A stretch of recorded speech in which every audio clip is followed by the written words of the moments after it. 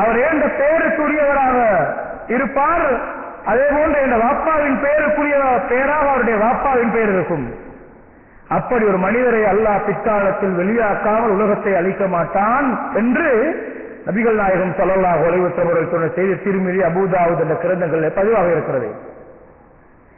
கண்ணியத்துக்குரிய சகோதரர்களே, மஹ்தி அலைஹிஸ்ஸலாம் என்ற அந்த மிக முக்கியமான மஹ்தி என்ற அந்த மிக முக்கியமான ஆட்சியாளரை பற்றி ஸல்லல்லாஹு அலைஹி வஸல்லம் அவர்கள் சொல்கிற நேரத்தில் அவருடைய மூக்கு நீண்டதாக, நெற்றி அடர்ந்ததாக இருக்கும் என்று ஸல்லல்லாஹு அலைஹி வஸல்லம் அடையாளத்தை சொன்னார்கள்.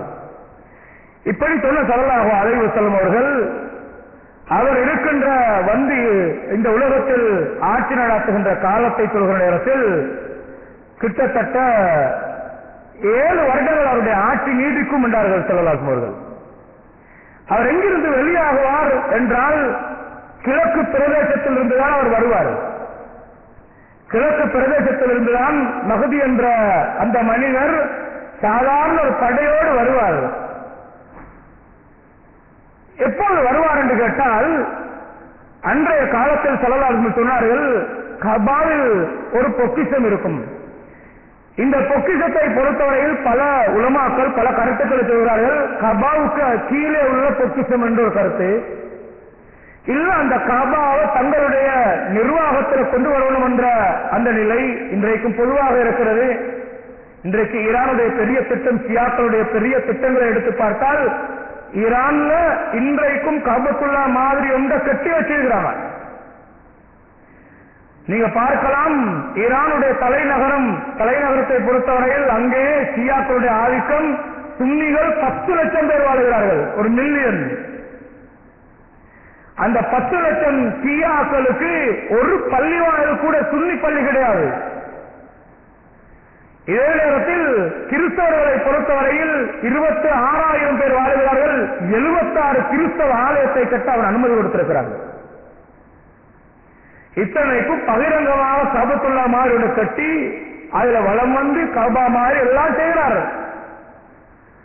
அவருடைய பாரிய திட்டங்கள் ஒன்றுதான் ஜசீரத்துல் அரபில் உள்ள சவுதி அரேபியாவை தங்களின் கட்டுப்பாட்டுக்கு கொண்டு வர வேண்டும் என்பது. அவருடைய திட்டம் கபாவை எங்களை கண்ட்ரோலில் கொண்டு வரணும், ஷியா கொள்கை இந்த பூமியில பரப்பணும். நீங்க எவ்வளவு தீவிரமாக இந்த நாட்டுக்குள்ள ஷியா பரவுறதை மௌலவி. நான் நேற்று வீட்டுக்கு போயிருந்தேன், எங்கிருந்து அட்ரஸ் போனது தெரியாது. ஷியா கொள்கை சம்பந்தமாக ஒரு 2 பெரிய பக்கங்களுக்கு ஒவ்வொரு கட்டமாக ஷியா கொள்கை அப்படியே முழுக்க எழுதி அவர்களுடைய மறைமுகமான சஹாபாக்களுக்கு பேசுகிற மாதிரியான சிந்தனைகள் ஒன்றையும் எழுதல, நல்ல கருத்துக்கள் மாதிரி சில செய்திகள் அப்படியே எடுத்து எழுதி நபியாருடைய குடும்பத்தை பற்றி வருகிற சிறப்புகளை பற்றி அதிகம் எழுதி ஆட்சி தலைவராக அலிதான் வர வேண்டும் என்ற மாதிரியான கருத்துக்களை பொய்யான செய்திகளாக எழுதி இப்படி ஒரு கடிதம் வீட்டுக்கு வந்திருக்கிற நேற்று பார்த்தால் சாதாரண எங்களால பார்த்தால் உண்மையிலே லேசாக விளங்கலாம் எவ்வளவு பயங்கரமான. இதெல்லாம் எத்தனை இடத்துக்கு இந்த நாட்டில் கடிதம் மூலம் கிறிஸ்தவர்கள், அதற்கு அடுத்து காதியானிகள், இதற்கு அடுத்து பயங்கரமான சக்தியாக இந்த நாட்டில் விளங்குகின்றவர்கள் ஷியாக்கள் சகோதரர்களே. சரியான தௌஹீத் அகீதா, குர்ஆன் சுன்னா என்ற அகீதால மட்டும் இல்லாமல் கண்ட தரைக்காம் அந்த தரைக்காம் இந்த தரைக்காம் எல்லாம் அப்படி ஆட்சி அப்பா என்ற கொள்கையில இருந்தால் ஷியாக்களுடைய கருத்துக்கள் அதை விட பசந்தா விளங்கும். நாங்கள் எல்லாரும் படிக்கணும். எங்களை அறியாம சஹாபிகளுக்கு எங்களோட வாயால ஏச வச்சிடுவாங்க. ஆயிஷா நாயகி கெட்ட பெண்ணாக காட்டிடுவாங்க எங்களை அறியாம. இந்த ஷியாக்களை பொறுத்தவரையில கபாவை பிடிக்கணும் என்ற ஒரு பெரிய தேவை அவங்களுக்கு இன்றைக்கும் இருக்குது. ஒன்று. இதே போன்று துருக்கியை பொறுத்தவரையில் துருக்கியுடைய ஆட்சி காலம் உண்மையிலே ஒரு பயங்கரமான, அவர்கள் ஆட்சி செய்தார்கள் உஸ்மானி ஆட்சி. ஆனால் துருக்கியுடைய காலம் எடுக்க ஒன்றில்லாத காலம். அன்றைய காலத்தில் ஜன்னத்துல் பக்கியுல் வர்க்கத் என்ற புது மதீனத்து மையவாடிகள் ஏனைய இடங்கள் எல்லாம் இன்றைக்கும் ஈரான்கள் பார்த்தால் அவர்களுடைய பொது மையவாடிகள் எடுத்து பார்த்தா இந்த எங்கட ஏரியாக்கள் வாழ்ற அந்நியோட அந்த இதுவும் கல்லால் அப்படி கட்டியிருப்பாங்க, பேரெல்லாம் எழுதுவாங்க. அதுல மையவாடியை பார்த்தா அவங்களோட மையவாடி, அந்நியவங்களோட அந்த காலத்தில் அப்படி ஒரு பிரச்சாரம் அநியாயம் நடந்ததனால் தான் முகமது பின் அப்துல் வஹாப் என்ற மிக முக்கியமான ஆலிம், அவர் மிக முக்கியமான ஆலிம், மிகப்பெரிய ஆலிம் அவர். அன்றைய காலத்தில் இந்த விடயங்கள் சம்பந்தமாக ஆழமாக கவலைப்பட்டதனால் ஏற்பட்ட பாரிய விளைவுதான் முன்னர் சூதுடைய காலத்தில் அவருக்கு அவரின் கருத்து ஏற்றுக்கொள்ளப்படுகிறது. அதை வைத்து இந்த கபறுகள் உயர்த்தப்பட்டு கட்டப்பட்டு தகர்க்கப்படுகிறது. அவர் விடயம் துருக்கியை பொறுத்தவரையில் அவர்களுக்கு ஒரு ஆசை, இந்த கபா அவர்களுக்கு வர வேண்டும் என்பது, இழந்ததும் இன்னும் வர வேண்டும் என்பது. இப்படியான ஒரு போராட்டம் இந்த நிலையில் இருந்திருந்து வந்து ஒரு காலத்தில் கபாவை கைப்பற்றணும் என்று 3 பெரும் அணிகள் சண்டையிடுவார்களாம். இந்த கஞ்சிக்கும் சலாசத்தும் குல்லுவும் இப்னு கலீஃபா என்றார்கள் ஸல்லல்லாஹு. 4 இடங்கள்ல ஆட்சி செய்கிற மன்னர்களுடைய பிள்ளைகள் தான் 4 குழுவாக வந்து கபா இடத்துல சண்டையிடுவார்கள். ஒவ்வொருவரும் தன் ஆட்சியை பலப்படுத்திக் கொள்வதற்கு உலக நோக்கத்தோடு சண்டை நடைபெறும். ஆனால் யாருக்கும் அந்த கபா போகாது.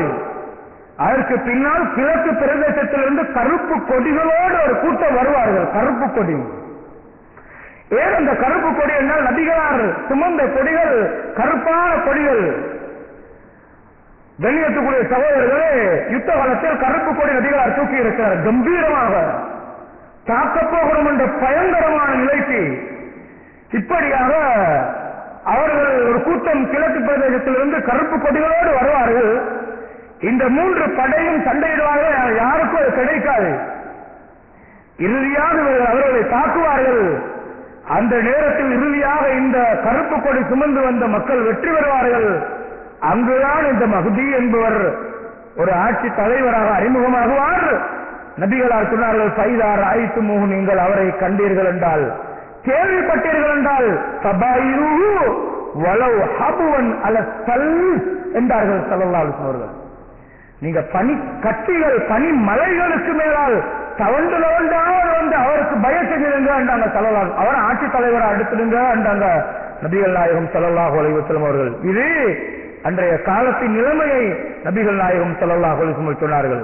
ஒரு கட்டத்தில் சொன்னார்கள், அபூ சயீத் குத்ரி ரலியல்லாஹு அன்ஹு சொல்கிறார்கள், நபிகளார் சொன்னதாக, யஹ்ருஜு ஃபீ ஆகிரி உம்மத்தி அல் மஹ்தியு, மஹ்தி என்பவர் என் பிற்காலத்தில் வெளியாகுவார்.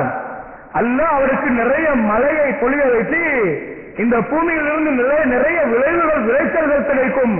வயத்தில் மால சிஹாஹன், மனிதர்களுக்கு நீளமாக நேர்மையாக பைத்துல் மால் இருந்து பங்கு வைப்பார். ஆடு மாடு ஒட்டகங்கள் சொத்து செல்வங்கள் எல்லாம் அதிகரிக்கும். இந்த உம்மத்தின் கம்பீரம் அதிகமாகும் என்றார்கள் ஸல்லல்லாஹு அவர்கள். எதிரிகள் காவிரிகளை விட முஸ்லிம்கள் தைரியமாக வாழ்வார்கள். இன்றைக்குள்ள நிலை மிக பயங்கரமாக இருக்கிறது. 3 லட்சம் பேர் பர்மாவிலிருந்து வெளியேறி கொண்டிருக்கிறார்கள். தட்டி கேட்ட முஸ்லிம்கள் கோழைகளாக இருக்கிறார்கள்.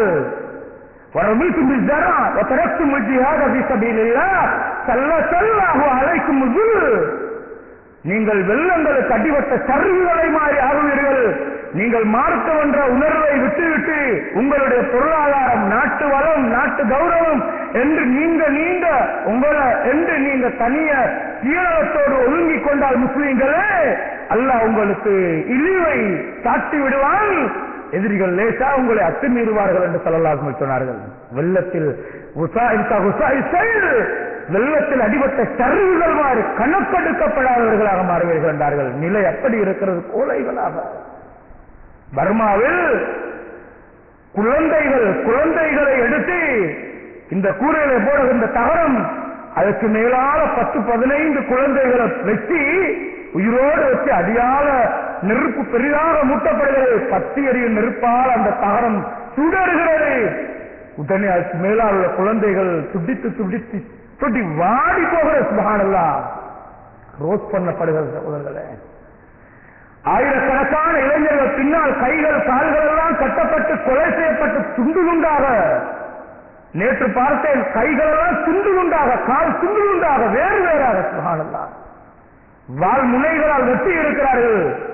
பெண்கள் எத்தனை ஆயிரம் பேர் கற்பழிக்கப்பட்டிருக்கிறார்களோ தெரியாது கண்ணியத்துக்குரியவர்களே. கொலை செய்வது மட்டுமல்லாமல் கொடூரமாக நெருப்பிலே போட்டு சுட்டு சாம்பலாக்கி இருக்கிறார்கள். இத்தனைக்கும் மதகுருமார், பௌத்த மதகுருமார் கண்ணியத்துக்குரிய அன்பார்ந்த சகோதரர்களே, இந்த நிலை ஒரு பயங்கரமான நிலையில இருக்கிறது. இந்த நிலையிலிருந்து உலகம் மறுமைக்கு முன்னால் இந்த நிலை முஸ்லிம்களுடைய கையை நோக்கி வரப்போகிறது. அன்றைய காலத்தை குறித்து நபிகளார் சொன்னதெல்லாம் கிழக்கு பிரதேசங்களை நோக்கி சொன்னார்கள். மரம் காட்டிக் கொடுக்கும், யகூதிகளுக்கும் முஸ்லிம்களுக்கும் இடையில் பிரச்சனை வரும். அந்த நேரத்தில் முஸ்லிம்கள் ஒரு யகூதியை துரத்திக் கொண்டோட அவன் யகூதி புறமுது காட்டி ஓடுவான்.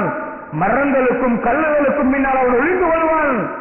மரமே அந்த மரம் காட்டிக் கொடுப்பையா முஸ்லிம் சார பைன்ன வராய் யகூதியன், எனக்கு பின்னால் ஒரு யூதர் ஒளிந்து கொண்டிருக்கிறார், அவனை கொல் பக்து இல்லை வறுக்கது என்று சொன்னார்கள். வறுக்கது என்ற மரத்தை தவிர என்று சொன்ன அந்த முன்னறிவிப்புக்கு ஏற்ப இன்றைக்கு யகூதிகள் தங்களுடைய பிரதேசங்கள் வறுக்கது என்ற மரத்தை நட்டிக் கொண்டிருக்கிறார்கள். கண்ணியத்துக்குரியவர்களே, ஆகவே அப்படி ஒரு காலம் வரும் என்று ஸல்லல்லாஹு அலைஹி வஸல்லம் சொன்னார்கள்.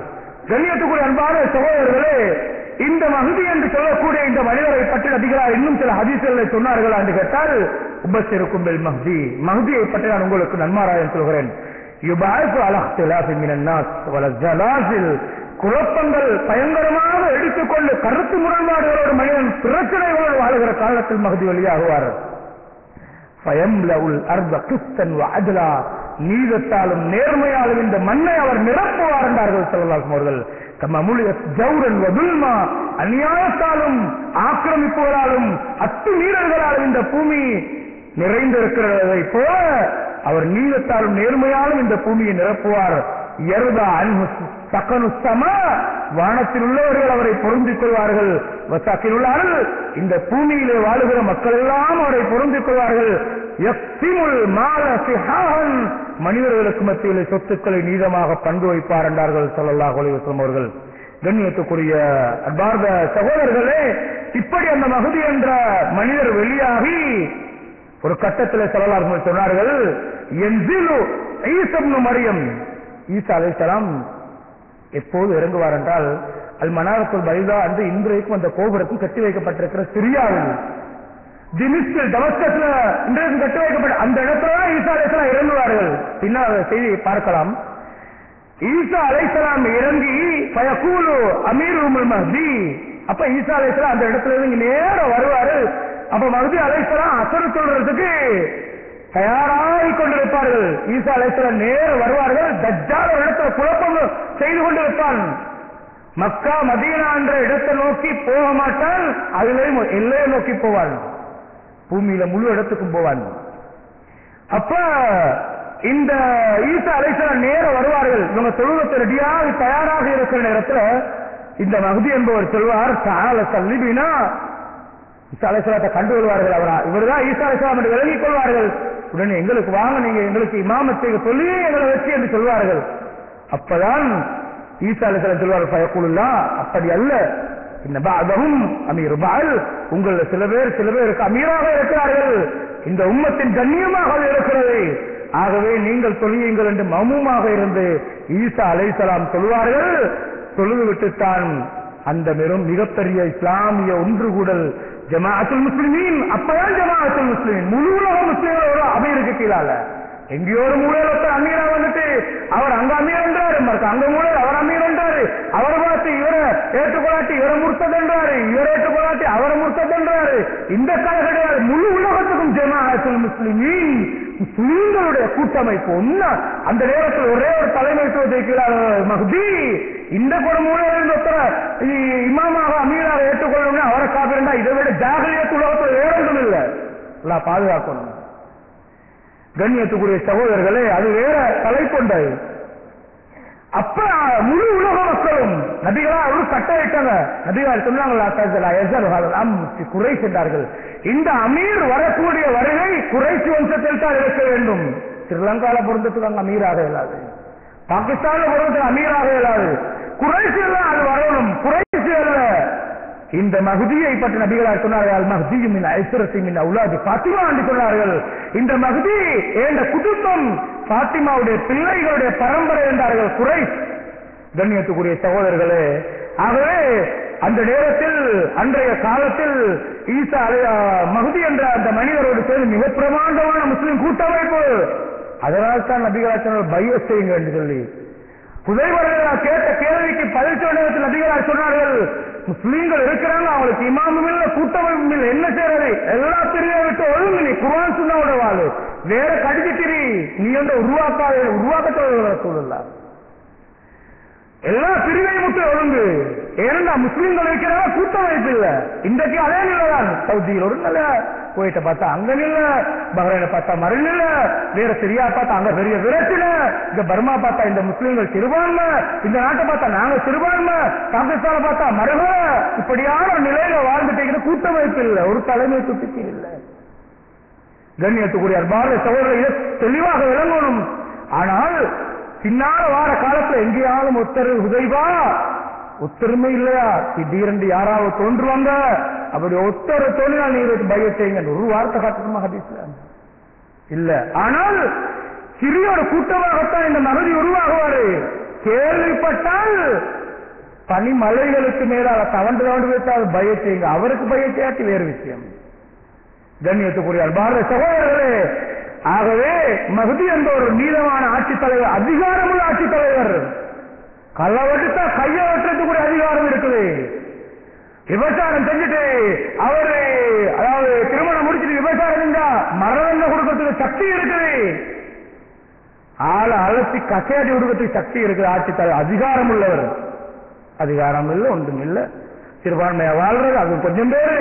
கண்ணியத்துக்குரிய அன்பார்ந்த சகோதரர்களே, திருந்த வேண்டும். ஆகவே அன்றைய மஹ்தியை பற்றி நபிகளார் ஸல்லல்லாஹு அலைஹி வஸல்லம் சொன்னார்கள், மிக பிரமாண்டமான முஸ்லிம் படையோடு இருப்பார், ஈசா அலைஹிஸ்ஸலாம் வருவார். அந்த ஈசா அலைஹிஸ்ஸலாம் இவரை அழைத்துக் கொண்டு நேர இந்த படையோடு முஸ்லிம் படை போய் ஈசா அலைஹிஸ்ஸலாம் தனியத்தான் இறங்குவார். வந்து அவரோடு சேர்ந்து இந்த மஹ்தி அலைஹிஸ்ஸலாத்துடைய கூட்டம் தான். அப்படியே போனால் மிக பிரமாண்டமான ஒரு படையோடு தஜ்ஜால், யகூதிகள், அப்பாவி காட்டு அரபிகள், நாட்டு ஆராபிகள், பெண்கள் கூட்டம், இப்படியாக பிரமாண்டமான கூட்டத்தோடு அவன் அங்கே ஒரு கூட்டம் இருக்கும். அந்த கூட்டத்தோடு சண்டையிட ஈசா அலைஹிஸ்ஸலாம் போவார்கள். பாபுல் உத் என்ற இடம் பலஸ்தீனில் இன்றைக்கும் இருக்கிறது. அந்த இடத்தில் வைத்து ஈசா அலைஹிஸ்ஸலாம் தஜ்ஜாலை கொலை செய்கிற நிலை உருவாகும் என்று ஸல்லல்லாஹு அலைஹி வஸல்லம் சொன்னார்கள். கண்ணியத்துக்குரிய அன்பார்ந்த சகோதரர்களே, இப்படித்தான் இந்த மஹ்தி என்று சொல்லக்கூடிய இந்த மனிதருடைய வருகை இருக்கிறது. சில பேர் என்ன சொல்லுவாங்கன்னா, இப்ப மஹ்தி என்பவர் நேர்வழி பெற்றவர். இங்கதான் நாங்கள் விளங்கணுமான முக்கியமான விடயம். இதில் மஹ்தி என்ற அந்த பெயரை வைத்து ஒவ்வொருவரும் தங்களுக்கு வாசாக, தங்களுக்கு சாதகமாக அந்த பெயரை பயன்படுத்தி தந்த தலைவர்களுக்கு இந்த மஹ்தி என்ற நிலைகளை வச்சு பேச தொடங்கிட்டாங்க. கொஞ்ச காலத்துக்கு முன்னால ஒவ்வொரு இயக்கங்கள் உள்ள ஒரு நோய் இதுதான். குர்ஆன் சுன்னா என்ற நிலையில் இருந்தால் மட்டும்தான் தனக்கு தெரியாததை பேச மாட்டார். குர்ஆன் சுன்னாக்கு வெளியே போனால், கெட்டு கதைகளை பேசி பழகினால், அதை நம்பினால், சும்மா எங்கேயாவது ஒருத்தர் வந்து சொன்னோன்னு அதை நம்பிக்கொள்றது. ஏதாவது ஒன்று அனுமான அடிப்படையில் ஒரு முஸ்லிம் குர்ஆன் சுன்னா என்ற தெளிவில் இருந்தால் பேச மாட்டார். தெரியாது. பலா தக்ஃபு மா லைஸ லக பிஹி இல்ம், வஹிய பேசுகிற நபிக்கு அல்லாஹ் போட்ட ஓடரே, உங்களுக்கு எதை பத்தி அறிவில்லையோ பேச வேண்டாம். யூத கிறிஸ்தவர்கள் நபிகளாருடைய காலத்தில் மார்க்க வந்து ஏதாவது சொன்னா நபிகளார் சஹாபாக்களுக்கு சொன்னாங்க, லா துகதிபுஹும் வலா துஸத்திகுஹும், அவளை பொய் என்று சொல்லவான உண்மையை சொல்லமானோம். ஏனென்றா சில நேரங்களில் வேதங்கள் இருந்து உண்மையே சொல்லலாம். அவங்க சொல்றாங்கன்றதுனால நீங்க பொய் என்று சொன்னா உண்மை ஒன்று பொய்ப்பிச்ச மாதிரி ஆகிடும். இல்ல அவங்க வேதம் கொடுத்தவங்க, அதனால அவங்க சொல்றதுல உண்மைதான் இருக்கும் என்று கண்ணை மூடிக்கொண்டு நீங்க நம்பினீங்கண்டா அவங்க பொய்ய கலந்து சொல்லுவாங்க, பொய்ய உண்மைப்படுத்தின குற்றவாளியாக மாறுவீங்க. அதனால எது சரி எது கிளேன்னு ஒரு தீர்மானிக்கக்கூடிய ஆளுமையும் ஆற்றலும் இல்லை என்றதுனால குர்ஆன் அது வரும் வரைக்கும் அவங்க கொண்ட சொன்னா நீங்க உண்மைன்னு சொல்லவான பொய்ன்னு சொல்லவான, ஆமன்னா மவுன்சில இல்லைன்னா எங்களுக்கு இறக்கப்பட்டதை நாங்க ஈமா கொண்டோம் மட்டும் சொல்லுங்க. இது மூமி இந்த நிலைப்பாடு. யாராவது ஒருத்தர் வார எனக்கு கனவுல தென்பட்டு இப்படி ஒன்று செய்யட்டாம் என்று சொல்லி உடனே அதை நம்பிக்கொள்ள கனவுல சைத்தான் நிறைய வருவான். கண்ணியத்துக்குரிய சகோதரர்களே, இதை மாதிரிதான் ஒருத்தர் சொல்றது, மஸ்ஜிதுல் நபவியில படுத்துக்கொண்டே ஒரு கனவுல தென்பட்ட 2020 துனியா முடிஞ்சிருமென்னு சொல்லி அப்படியே நோட்டீஸ் அடிச்சுட்டு இத ஒரு மூமின் நம்ப மாட்டான். மூமின் நம்ப மாட்டான். மூமின் பார்ப்பது குர்ஆன் ஹதீஸ் இல்தான் பார்ப்பான். யாராவது ஒரு கணவனை தோணு, அப்படி எனக்கு கணவன் தென்பட்ட அப்படி ஒரு கபருன்னு கட்டப்பட்டிருக்கிறான், அந்த கபரை கொஞ்சம் வெளிசாக்கி ஜாதியா பெயிண்ட் எல்லாம் அடிச்சு பசந்தா அதை ஜியாரமுடா கட்டிட்டு வரட்டாம் என்று சொல்லி கணவன் தென்பட்ட விட கட்டாயம் அதை இஸ்லாத்துல இல்லாத ஒரு செய்யத்தோட சைத்தான் தான். பார்வகட்டத்துக்கு இப்படி நடக்கிறது.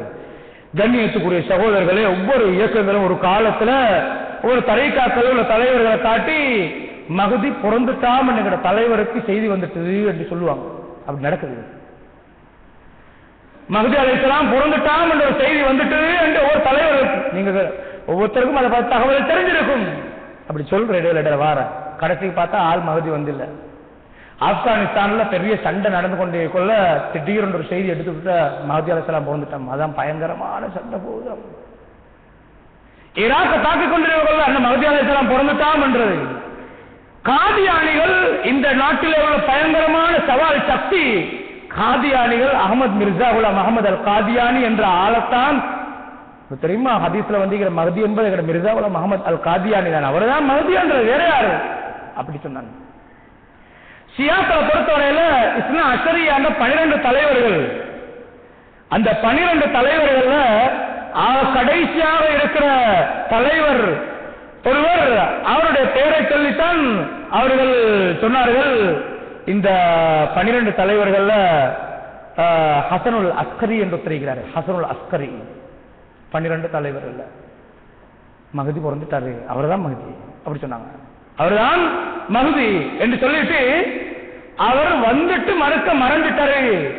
ஈராக்ல இன்றைக்கு ஒரு குகை ஒன்று இருக்குது.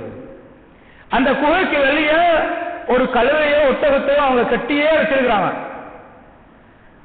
அவங்க அந்த இடத்துல போய் ஒவ்வொருத்தரும் மாறி மாறி அந்த குகை கிட்ட யா மௌலானா அப்படித்தான் பேசுவாங்க. எங்கட மௌலானா துஹ்ருஜியா மௌலானா, எங்கட மௌலானா வெளியே வாங்க, இந்த மக்களுக்கு எதிராக நாங்கள் போராட வேண்டும். குதிரேன் அப்படியே வச்சிருப்பாங்க. அவங்களோட நம்பிக்கை மஹதி அதுக்குள்ளா இருக்கிறாரு. ஏற்கனவே ஒரு காலத்துல கொலை செய்யப்பட்டவர். அதுக்கு பின்னால் அதுக்குள்ள இருக்கிறாரு, மறுக்க வருவாரு. அவர்தான் மஹதி வந்துட்டு பேசிக்கிறாரு. இன்னும் ஒரு ரிவாயத்துல அவர் 5 வருஷத்துல மறைஞ்சிட்டாரு. அதுக்கு பின்னால் உள்ள காலத்தில்தான் வருவார், அவர் தான் வருவார் மஹதி என்று ஷியாக்களுடைய நம்பிக்கை.